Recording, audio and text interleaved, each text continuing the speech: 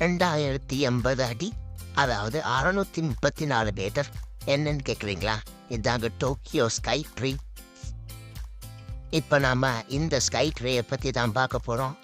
டோக்கியோலேயே மிகப்பெரிய ஒரு டூரிஸ்ட் அட்ராக்ஷனாக இந்த டவர் இருக்குங்க. இந்த ஸ்கை ட்ரீயோட கன்ஸ்ட்ரக்ஷன் 2008 ஆரம்பித்து 2012 பிப்ரவரி மாதம் முடிஞ்சிருக்குதுங்க. மே மாதம் 2012 பப்ளிக்கு இது ஓப்பன் பண்ணியிருக்காங்க. இதில் பப்ளிக்கு 2 அப்சர்வேட்டரி ட்ரெஸ்க்கு இருக்குதுங்க. ஒன்று 350 மீட்டர்லையும் இன்னொன்று 450 மீட்டர்லையும் இருக்குதுங்க. இங்கே நம்ம மேலே போய் பார்க்கணும்னா டிக்கெட் வாங்கிட்டு தான் போகணும்.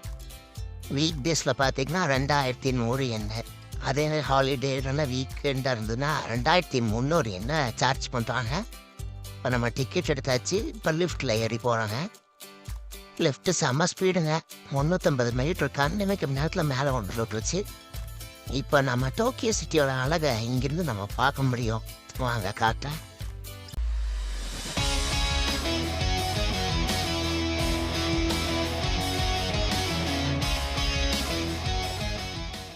இந்த டவரோட ப்ரைமரி பர்பஸ் பார்த்தீங்கன்னா ப்ராட்காஸ்டிங் சிக்னல் தாங்க. டிவி ரேடியோ சிக்னலோட ப்ராட்காஸ்டிங்கு.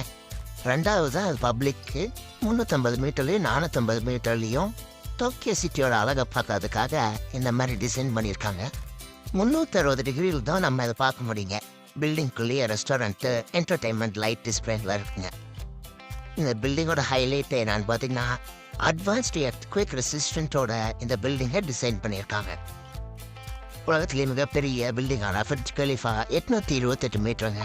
இந்த டவர் 634 மீட்டர், அதாவது கிட்டத்தட்ட 0.63 கிலோமீட்டர். Burj Khalifa 0.83 கிலோமீட்டருங்க. 360 டிகிரியும் இந்த மாதிரி கிளாஸ் அவையை உருவாக்கியிருக்காங்க.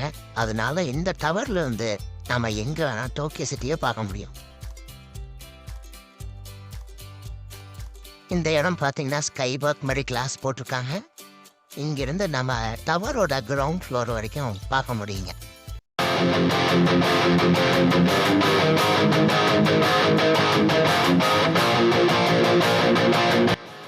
இரவு நேரத்தில் இந்த டவரோட அழகை விதவிதமான லேசர் லைட்டில் நீங்கள் பார்க்க முடியும்.